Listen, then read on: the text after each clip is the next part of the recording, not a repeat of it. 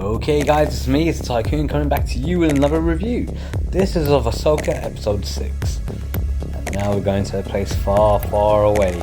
And while the episode is very much Ahsoka-like, she makes an intro, and yes, I read through the Force that, Sabine Wren decided to go off of her own back to go and rescue Ezra. I was going to say Ezra Miller, but it's not. It's Ezra Bridger. And we also get the chance to see Thrawn.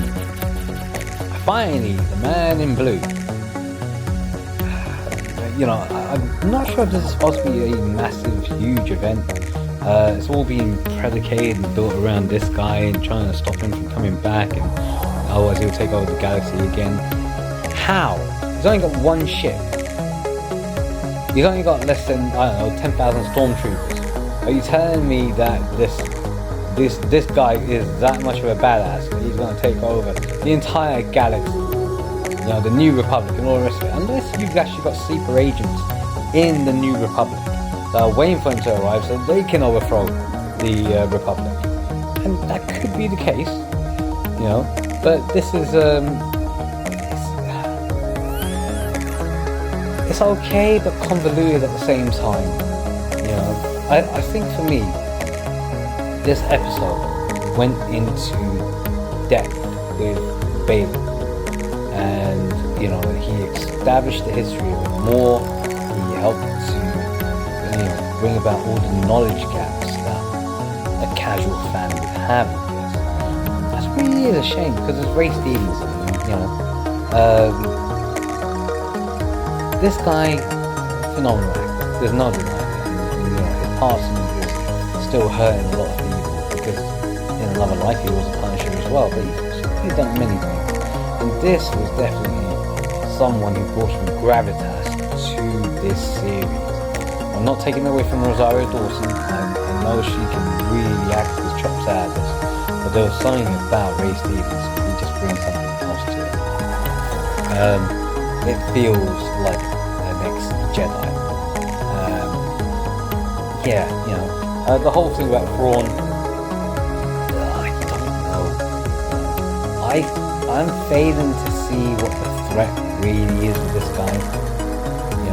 If anything, he's reminding me of a standard Bond villain type bad guy who, it seems like he can be taken down with one punch. Nothing really special there. She's got some kick-ass martial arts moves and stuff like that behind it, but the actor definitely who's playing Thrawn is the voice actor, so on and so forth. And he's a bit chubby around the waist. He looks like he's been fed quite well over that time that he was in exile. It's that kind of thing which is going on here, where it's like, I'm not really sure. The episode, was it any good? It was alright. Look, the best thing about this episode was Baylen.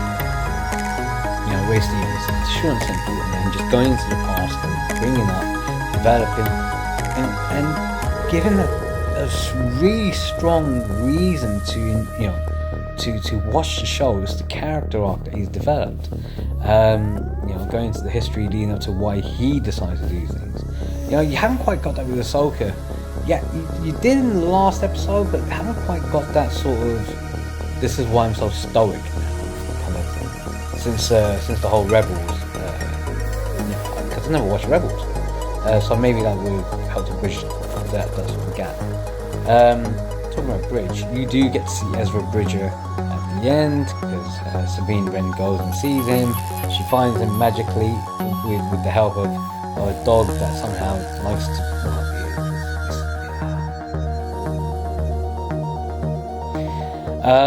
Let's not go into any further.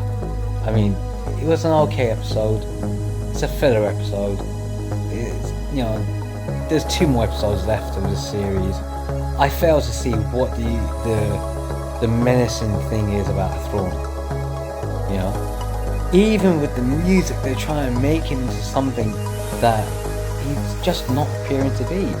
And looking at some of the things on Twitter as feeds and stuff like that, it's like, oh god, you could have got that better, Matt Smith or Ben Cumberbatch, or these guys are playing. Well, obviously they didn't, so you have to deal with this now.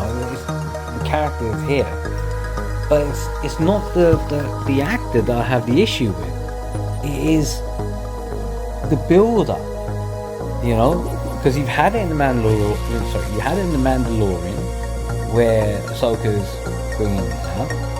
Where is Thrawn? You've had it in this series. You've had, you know, Hari talking about it, you know, the green one, and it's like, this guy's gonna bring about war. But not really. Not really.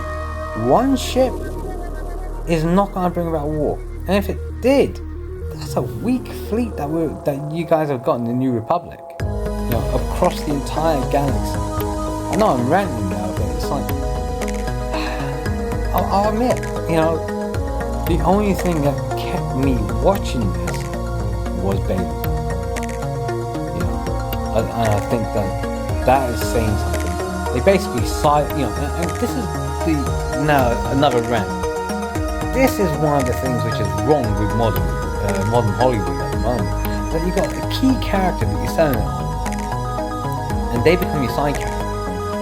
You sacrifice, you know, your main character for, you know, the other characters, and the other characters are not necessarily as charismatic or have any kind of, oh, this is what we go, you know, this is why they're overtaken. They're not this stealing the show.